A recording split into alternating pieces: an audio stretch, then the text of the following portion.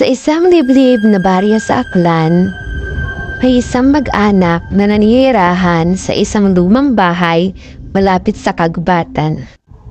Ang pamilya ni Aling Mary ay kilala sa pagiging mabait at matunungin. Ngunit, may isang maigpit na babala ang matanda sa kanyang anak na si Rico. "Huwag kang lalabas ng bahay kapag hating gabi." Si Rico ay isang matipuno at matapang na binata. Hindi naniniwala sa mga kwentong kababalaghan. Para sa kanya, katang-isip lamang ang mga aswang. Isang gabi, habang nagiinuman ang kanyang mga kaibigan, nagpatuloy ang usapan tungkol sa isang aswang na nagpapakita raw sa kagubatan tuwing hating gabi. "Kung talagang may aswang, di patunayan ninyo," biro ni Rico. Ngunit, tahimik ang kanyang mga kaibigan. Isa sa kanila, si Berto. Maigpit na ekspresyon sa muka. "Rico, hindi ito biro. Inang tao na ang nawala. Kung ako sa'yo, huwag mong hamunin ang hindi mo naiintindihan." Ngunit ngumiti lang si Rico. Sa inis, nagpasa siyang lumabas sa ang bahay at maglakad papunta sa kagubatan para patunayan na wala talagang aswang. Napansin niyang tila masyadong tahimik ang paligid. Wala ni isang kuliglig, ni isang huni ng ibon. Pak! May nalaglag mula sa puno. Isang patay na ibon na tila bagong punit ang tiyan. "Ano to?" bulong niya. Bigla, narinig niya ang mahinang halakhak mula sa likuran niya. Dahan-dahan siyang lumingon. Isang matandang babae ang nakatayo sa di kalayuan. Payat, nakayuko at nakangiti. Ngunit, ang kanyang ngiti ay masyadong malapad. Masyadong maliit ang mga mata at masyadong itim ang gilagid. "Rico!"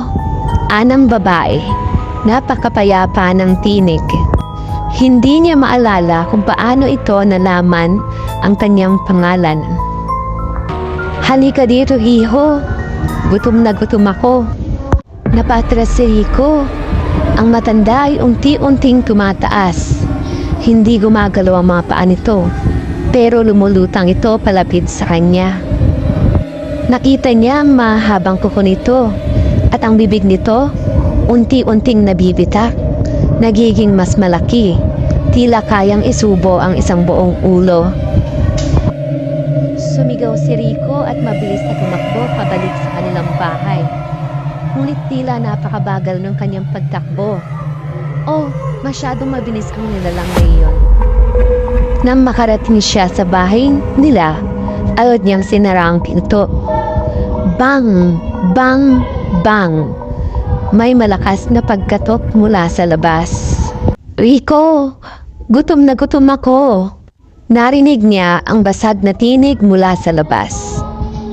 Nagdasal si Rico, nanginginig sa takot. Biglang tumahimik ang paligid. Dahan-dahan siyang sumilip sa bintana. Wala na ang matanda. Akala niya ay ligtas na siya, hanggang sa marinig niya ang isang malalim na buntong hininga mula sa loob ng bahay. Dahan-dahan siyang lumingon at doon sa sulok ng kanilang bahay, sa likod ng lumang aparador, nakayuko ang matanda. Ngunit nang tumingala ito, hindi na ito isang tao. Mahaba ang dila, matulis ang mga ngipin, at nakamputi ang mga mata nito. "Iho, ang bango ng dugo mo." At kinain siya ng aswang. Kinabukasan, natagpuan ng mga taga-baryo ang bahay ni Rico. Wala siyang katawan, tanging bahid ng dugo at isang matandang babaeng nakangiti sa gitna ng kalsada. Simula noon, tuwing hating gabi, may naririnig na silang may hinang pagkatop sa kanilang mga pintuan.